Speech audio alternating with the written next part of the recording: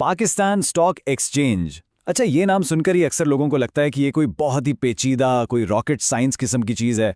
लेकिन क्या हो अगर कोई कहे कि ये इतना मुश्किल है ही नहीं। आज हम इस पूरे अमल को इतना आसान करके समझेंगे कि उसे ना सिर्फ समझा जा सके बल्कि इस पर अमल भी किया जा सके।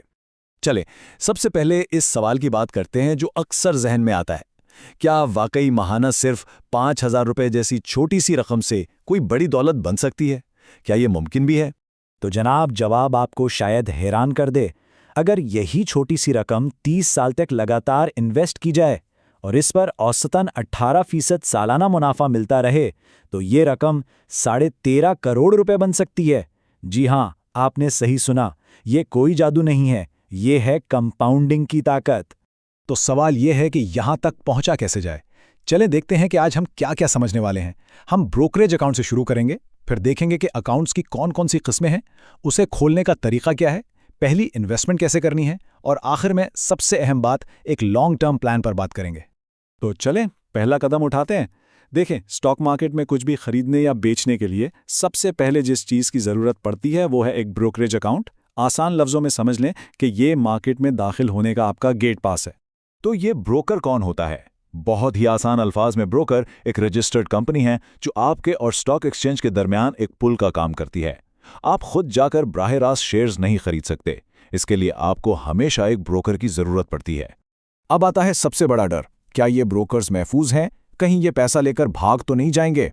तो इसका जवाब है, ये बिल्कुल महफूज हैं। ये तमाम इदारे securities and exchange commission of Pakistan यानी SECP के सख्त कवानीन के तहत रजिस्टर्ड होते हैं।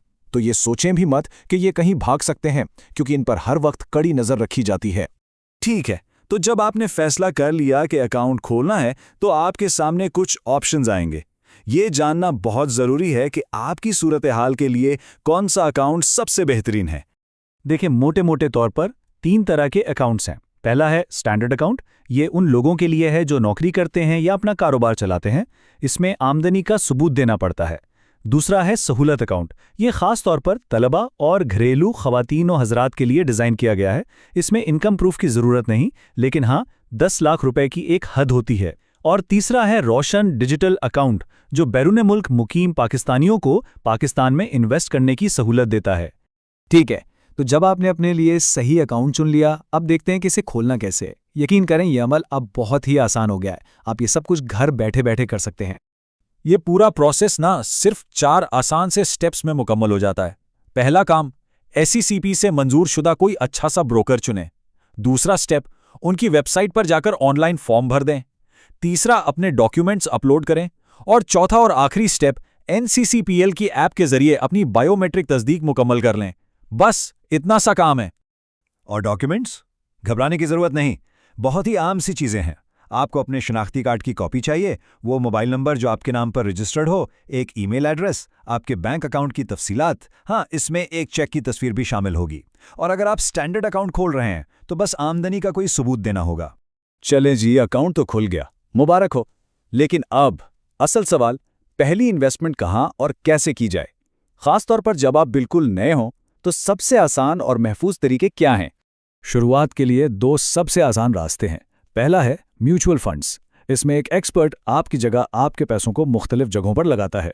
दूसरा है ETFs यानी एक्सचेंज ट्रेडेड फंड्स, जो आप अपने ब्रोकरेज अकाउंट से खुद खरीद सकते हैं। इसको यूं समझें कि ये एक ही टोकरी की तरह है जिसमें मार्केट की तमाम बड़ी कंपनियों के थोड़े थोड़े शेयर्स पहले से ही मौजूद होते हैं। अब यहाँ एक बहुत ही अहम बात याद रखने वाली है। जैसा कि आज़ाद चाय वाला कहते हैं, स्टॉक मार्केट कोई जादू की झड़ी या जल्दी अमीर होने वाली स्कीम नहीं है। ये कोई ऐसी चीज़ नहीं कि आज पैसे डालें और कल करोड़पति बन गए। नहीं, ये एक तवील मुद्दती खेल है जिसमें सब्र और मुस्तकिल मिजाजी सबसे ज़्यादा ज़रूरी है। और यही बात हमें अपने आखिरी और सबसे अहम हिस्से की तरफ लाती है, एक लॉन्ग टर्म प्लान। याद रखें, असल दौलत रातों रात नहीं बनती, बल्कि वक्त के साथ साथ मुसलसल सरमाएकारी करने से बनती है।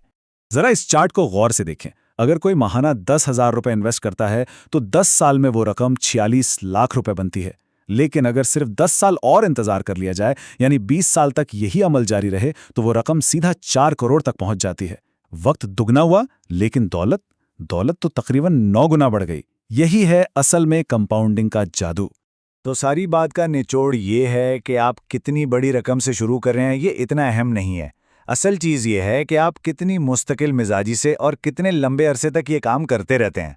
तो ये सब जानने के बाद अब सवाल सिर्फ एक ही बचता है, आप अपने माली मुस्तकबिल को बेहतर बनाने का सफ़र कब शुरू कर रहे हैं।